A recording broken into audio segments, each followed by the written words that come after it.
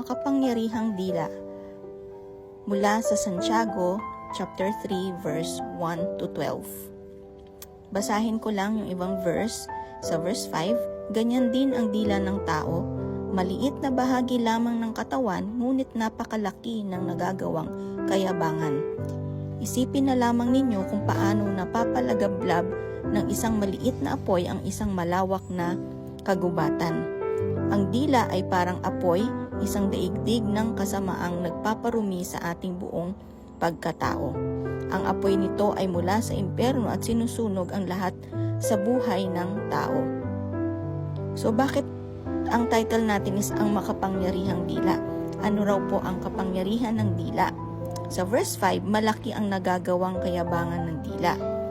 Kapag magaling sa mga words ang taong nagsasalita, maraming napapaniwala at napapabilib at puro imahinasyon lang ng nagyayabang, kaya nga po marami nang nai-scam dahil sa dila. At sa verse 5 din, napapalagablab ng isang maliit na apoy ang isang malawak na gubat. Tulad ng isang maliit na apoy, kayang-kaya ng dila idamay ang buong kagubatan. Dahil sa maling pananalita, yung maliit na problema lumalaki. Imbis na kumalma ang mga tao, dahil rito, lalong nagangalit ang kausap hanggang sa umabot na sa sumpaan at hiwalayan at pagputol ng mga blood relationships. Hindi mo man intensyon, pero nangyayari. At sa verse 6, nagpaparumi sa ating buong pagkatao. Ang malupit, kung basahin natin ang buong verse sa 6, ang apoy na ito ay mula sa impyerno at sinusunog raw ang lahat sa buhay ng tao. Sa totoo lang po, kung ano man ang laman ng puso natin, yun po ang lalabas sa ating bibig. Pero nagbubumerang po pala ito. What we declare and frequently speak becomes us. Kung mapagmura po tayo, we also attract people who will curse us. Kung mapanglait tayo, we attract people to shame us. At sa mga sinasabi natin, pinalalakas natin ang hindi natin magandang pagkatao. Lalo tayong nagiging mapanglait.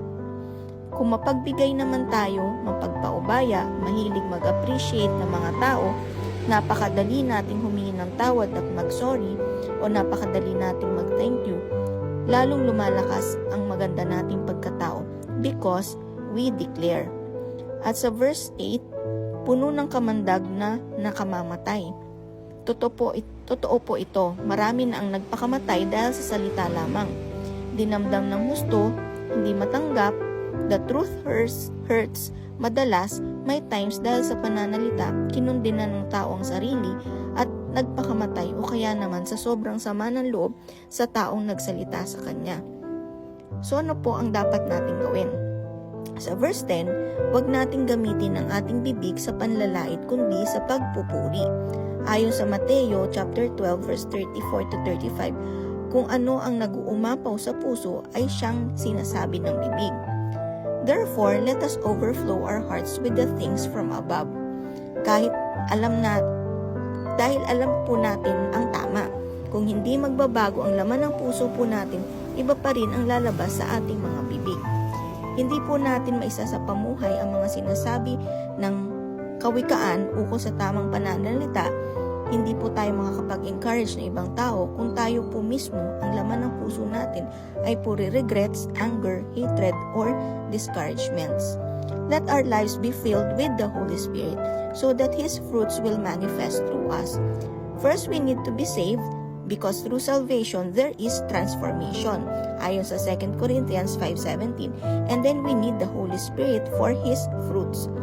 So that's it. Blessed day.